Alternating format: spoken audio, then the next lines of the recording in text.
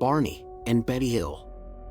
On September 19, 1961, at about 10:30 p.m., the Hills were driving back from a vacation. Betty claimed to have observed a bright point of light in the sky. While Barney navigated US Route 3, Betty reasoned that she was observing a falling star, only it moved upward.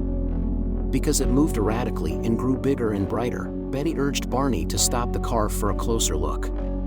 Barney stopped at a scenic picnic area just south of Twin Mountain. Betty, looking through binoculars, observed an odd-shaped craft flashing multicolored lights travel across the face of the moon. Because her sister had several years earlier said she had seen a flying saucer, Betty thought it might be what she was observing.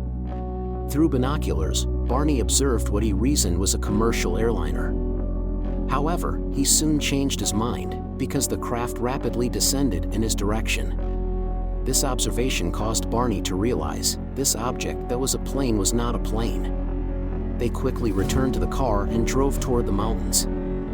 The Hills said they continued driving on the isolated road, moving very slowly in order to observe the object as it came even closer.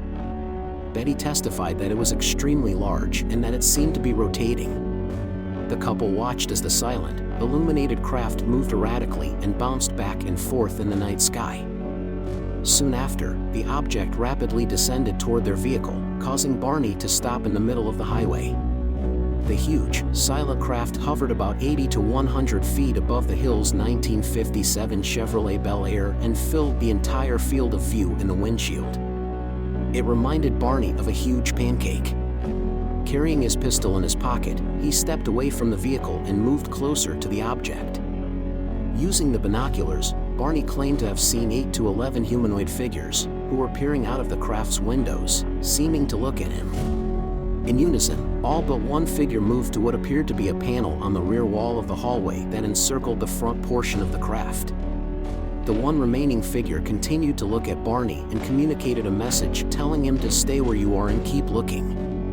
Barney had a recollection of observing the humanoid forms wearing glossy black uniforms and black caps. Red lights on what appeared to be bat wing fins began to telescope out of the sides of the craft, and a long structure descended from the bottom of the craft. The silent craft approached to what Barney estimated was within 50 to 80 feet overhead. On October 21, 1961, Barney reported to an investigator that the beings were somehow not human. Barney ran back to his car. In a near hysterical state, he told Betty, "They're going to capture us." He saw the object again shift its location to directly above the vehicle. He drove away as fast as he could, telling Betty to look for the object. She rolled down the window and looked up. Almost immediately, the Hills heard a rhythmic series of beeping or buzzing sounds, which they said seemed to bounce off the trunk of their vehicle.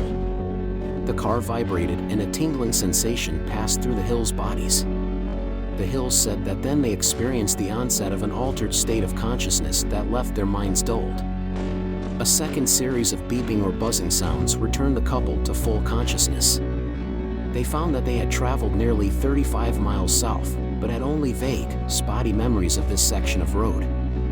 They recalled making a sudden, sharp unplanned turn, encountering a roadblock, and observing a fiery orb in the road.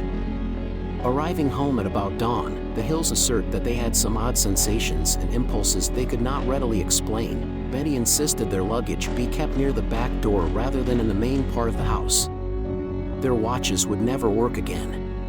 Barney said that the leather strap for the binoculars was torn, though he could not recall it tearing. The toes of his best dressed shoes were scraped. They took long showers to remove possible contamination, and each drew a picture of what they had observed. Perplexed, the Hills say they tried to reconstruct the chronology of events as they witnessed the UFO and drove home. But immediately after they heard the buzzing sounds, their memories became incomplete and fragmented. After sleeping for a few hours, Betty awoke and placed the shoes and clothing she had worn during the drive into her closet, observing that the dress was torn at the hem, zipper, and lining.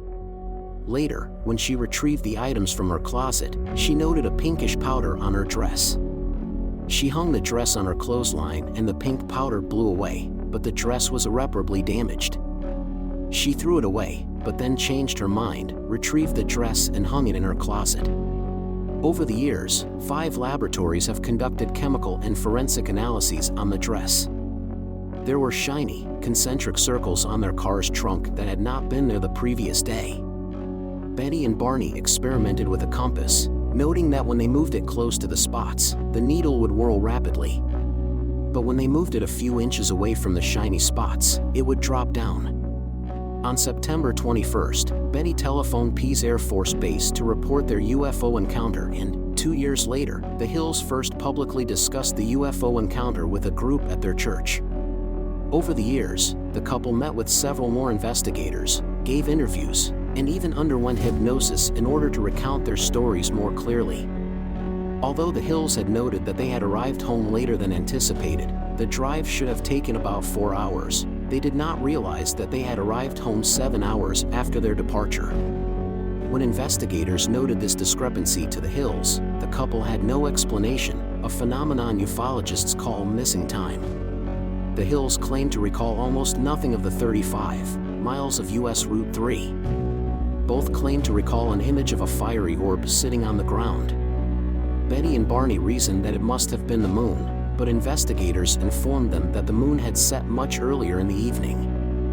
Never being able to explain the phenomenon, Barney Hill died of a cerebral hemorrhage on February 25, 1969. Betty wrote a book entitled A Common Sense Approach to UFOs in 1995.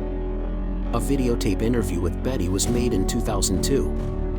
She was still doing well. Betty Hill died in her sleep on October 17, 2004 at her home in Portsmouth, New Hampshire. She was 85. The mystery of the abduction of Barney and Betty Hill lives on.